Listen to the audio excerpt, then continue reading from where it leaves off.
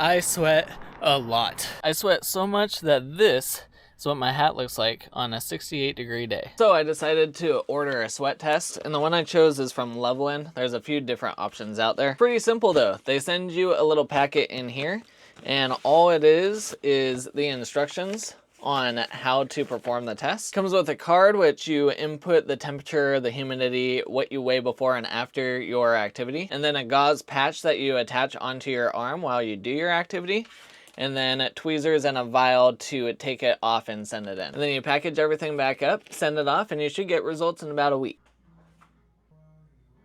Okay, this should be pretty simple to do. You get a little tiny packet here. You first clean your arm with the alcohol swab, and then you attach the gauze onto where you just cleaned. You're supposed to do it right here on the forearm. Then you peel off the back. That's got the gauze on it. Attach that. You press down around to get it to seal. And then you peel off the edges. So the activity I'm testing is running, and I'm gonna run 45 minutes, take the gauze off, and then finish off with another 15 minutes. Then I'll go back, check my weight, and send this off for testing.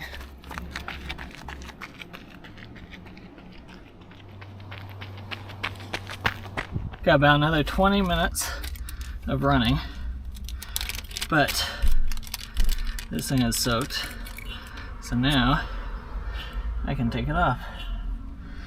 So you take the tweezers, you just go through and peel it off. You shove it down in this tube.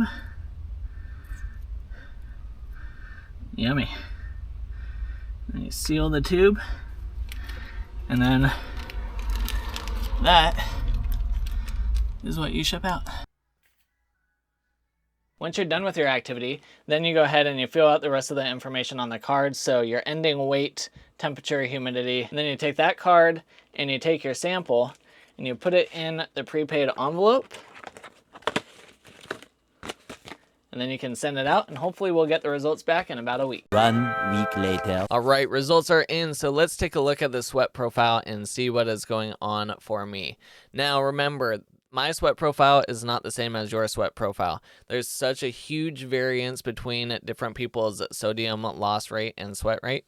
So if you do want to find out more information about this, you need to go do your own sweat profile. And on top of that, there are a lot of factors that go into a sweat profile, including humidity, environment that you're running in, the amount of sun that's hitting you as you're doing the activity, etc.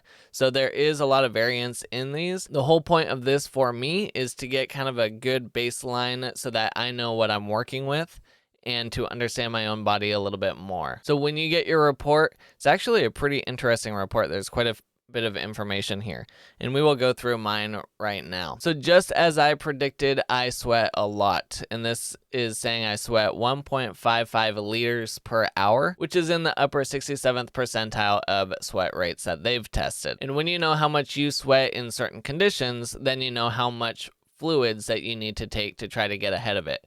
Now, during endurance activities, you're never going to retain 100% of the fluids that you take in.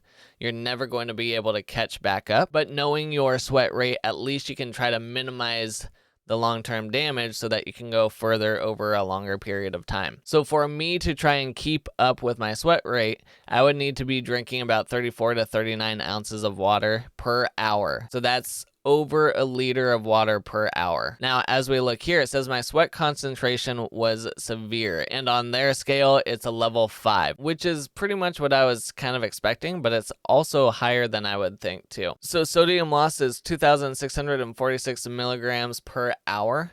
I'm in the 88th percentile for that. The recommended daily allowance of sodium per day is around 2,300 milligrams. So I am losing more than a day's worth of sodium per hour that I'm doing endurance activities. And they give you a nice little visual that the sodium loss per hour is about 1.25 teaspoons of salt per hour. So if you don't know what a gram or anything like that looks like, think of 1.25 teaspoons, and that's how much that I'm losing per hour, which means that's how much I need to be taking in to replenish 100% of my sodium loss. Now here is a little bit more information about the conditions I was in. 77 degrees Fahrenheit with 48% humidity. The test was over an hour. In that 1 hour, I had a 2% loss in my hydration, so I was dehydrated 2%, which is pretty significant because if I remember correctly, I think every 2% loss in hydration can impact muscle activation by 10 to 15%. So in 1 hour, I'm losing a lot of muscle activation just because of how much fluids I am losing and electrolytes. So in that 1 hour, I lost 3.4 pounds of fluids. Quite a bit. I did not replace anything on that run. In that 1 hour, that's where I lost 2,646 milligrams of sodium, which also means I'm losing over 500 milligrams of potassium. Now, a lot of people don't really care too much about the potassium side, but sodium and potassium do work together, so I actually do care about potassium. I know a lot of other people don't, but I do. Seeing this information makes a lot of sense for me. When I look back at my Kashmir summit that I did last year, I'll post a video up here for you if you want to watch that. I was in the sun and I did not drink enough water, and I had 5 packs of Element, which is the electrolyte that I usually use, which is 5,000 milligrams. But in that time, I burned about 5,000 calories worth, and I was on the mountain, I forget how long, 11 hours maybe, which means I was severely dehydrated because I wasn't keeping up enough with my hydration, and I was severely underfunded on my electrolyte needs because even though I had 5,000 milligrams, at 2,600 milligrams per hour, I would have needed a lot more, which is how I felt in the moment too. I felt like I could not get enough salt and fluids in me to catch back up. Now I use Element because, like I said, you get 1,000 milligrams per packet, and you also get 200 milligrams of potassium, and that's one of the higher end electrolytes that I have found. Now I have Gnarly Nutrition here, which is their electrolyte packet, and in one packet they only have 250 milligrams in this. So for Gnarly, I would have to have more than 10 of these packs per hour to keep up with my sodium needs. So Element, I need 2.5 packs. I think there's another company called Salt that makes a really salty electrolyte that's more than Element, so that could be another good option. And then the sweat test that I did, they also have an electrolyte that has a lot of sodium in it as well. But a lot of the electrolytes that you would see in the stores, like Noon, for example, is one that a lot of people use. There's only about 300 milligrams per tablet. So for me, I would be burning through a lot of that. Now, if you did the sweat test and you found out that you don't burn nearly as much sodium as I do, then that's where those work pretty well because you're not getting as high of a dose and you might not need that high of a dose. Now, as we continue on in the report, it's actually pretty cool because then it starts giving you how many calories you may need on race day. So you can start figuring out your race day hydration if you're doing any sort of racing in your endurance activities. So you can figure out how much do you weigh, what type of percentile are you in. That gives you a rough estimate of how many calories per hour that you need to consume. And then you can start building your race day strategy from there. Then it also walks you through on race day, you need to consume X amount of fluids before you compete.